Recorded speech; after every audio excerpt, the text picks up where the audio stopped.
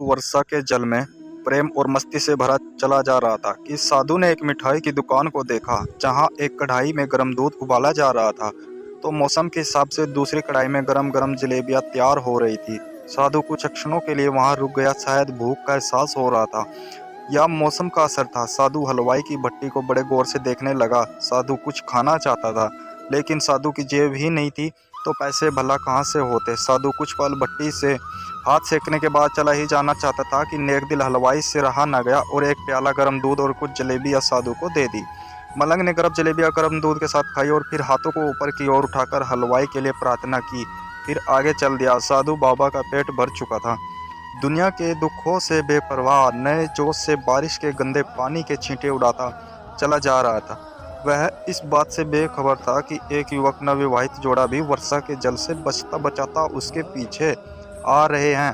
एक बार इस मस्त साधु ने बारिश के गंदेले पानी में जोर से लात मारी।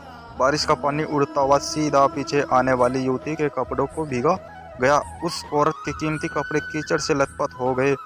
उसके युवा पति से यह बात बर्दाश्त नहीं हुई, इसलिए वह आस्तीन चढ़ाकर आगे बढ़ा और साधु को कपड़े से पकड़कर कहने लगा, अंधा है, तुझको नजर नहीं आता? तेरी हरकत की वजह से मेरी पत्नी के कपड़े गीले हो गए हैं और कीचड़ से भर गए हैं। साधु हक्का बक्का सा खड़ा था, जबकि इस युवा को साधु का चुप रहना नाखुशगवार गुजर रहा था। महिला ने आगे बढ़कर युवा के हाथों से साधु को छुड़ाना भी चाहा, लेकिन युवा की आंखों से निकली थी नफरत की चिंगारी देख वह भी फिर से पीछे खिसकने पर मजबूर हो गई। राह चलते राहगीर भी उदासीनता से यह सब दृश्य देख रहे थे, लेकिन युवा के गुस्से को देखकर किसी में इतनी हिम्मत नहीं हुई कि उसे रोक पाते और आखिर जवानी के नशे में चूर इस युवक ने एक जोरदार थप्पड़ साधु के चेहरे पर जड़ दिया। बूढ़ा मलंग थप्पड़ की ताब न झेलता हुआ लड़खड़ाता हुआ कीचड़ में जा पड़ा। युवक ने जब साधु को नीचे गिरता देखा तो मुस्कुराते हुए वहां से चल दिया। बूढ़े साधु ने आकाश की ओर देखा और उसके होठों से निकला, वाह मेरे भगवान, कभी गरम दूध जलेबियां और कभी गरम थप्पड़, लेकिन जो तू चाहे मुझे भी वही पसंद है। यह कहता हुआ वह एक बार फिर अपने रास्ते पर चल दिया। दूसरी ओर वह युवा जोड़ा अपनी मस्ती को समर्पित अपनी मंजिल की ओर अग्रसर हो गया। थोड़ी ही दूर चलने के बाद वे एक मकान के सामने पहुंचकर रुक गए। वह अपने घर पहुंच गए थे। वह युवा अपनी जेब से चाबी निकाल कर अपनी पत्नी से हंसी मजाक करते हुए ऊपर घर की सीढ़ियां तय कर रहा था। बारिश के कारण सीढ़ियों पर फिसलन हो गई थी। अचानक युवा का पैर फिसल गया और वह सीढ़ियों से नीचे गिरने लगा। महिला ने बहुत जोर से शोर मचाकर लोगों का ध्यान अपने पति की ओर आकर्षित करने लगी, जिसकी वजह से काफ़ी लोग तुरंत सहायता के लिए युवक की ओर लपके, लेकिन देर हो चुकी थी। युवक का सिर फट गया था और कुछ ही देर से में ज़्यादा खून बह जाने के कारण इस नौजवान युवक की मौत हो चुकी थी। कुछ लोगों ने दूर से आते साधु बाबा को देखा तो आपस में कानफूसी होने लगी कि निश्चित रूप से इस साधु बाबा ने थप्पड़ खाकर युवा को श्राप दिया, अन्यथा ऐसे नौजवान युवक का केवल सीढ़ियों से गिरकर मर जाना बड़े अचंभे की बात लगती है।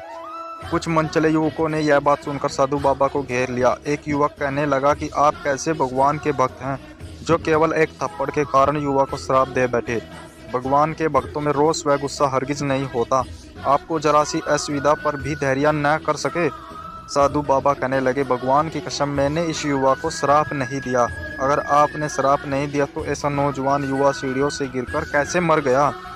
तब साधु बाबा ने दर्शकों से एक अनोखी सवाल किया कि आप में से कोई इस घटना का चश्मदीद गवाह मौजूद है?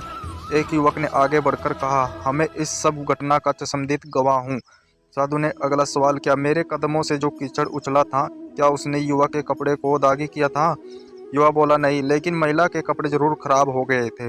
मलंग ने युवक की बाहों को थामते हुए पूछा, फिर युवक ने मुझे क्यों मारा?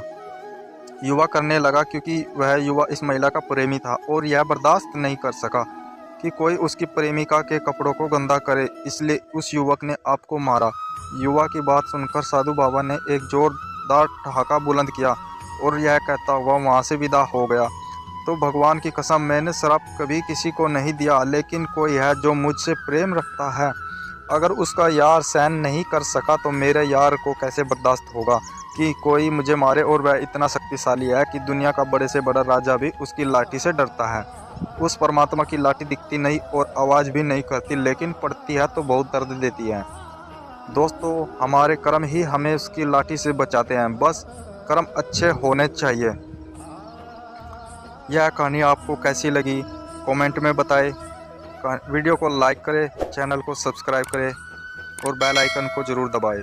Thank you all.